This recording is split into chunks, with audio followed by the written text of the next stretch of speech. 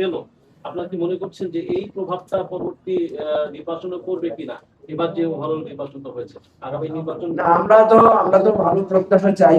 আমরা চাই যে অতীতের এগুলো সব বাদ হয়ে নতুন ভাবে যায়। বিএনপি ল্যান্ডস্লাইড ভিক্টরি পেয়েছে।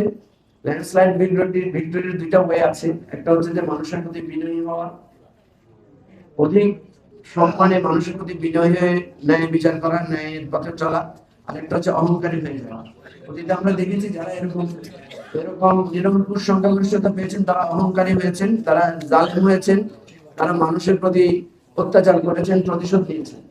এবার আমরা চাইবো, আমরা তারেক রহমানকে সকল সময়ে কিছুটা বিনয়ী পেয়েছি, ওনাকে চেঞ্জ পেয়েছি, পার্সোনালি ওনার সাথে কথা বলে ওনার মধ্যে একটা পরিবর্তনের আভাস পেয়েছি, ওনার বক্তব্যে, চলনে সব ক্ষেত্রে।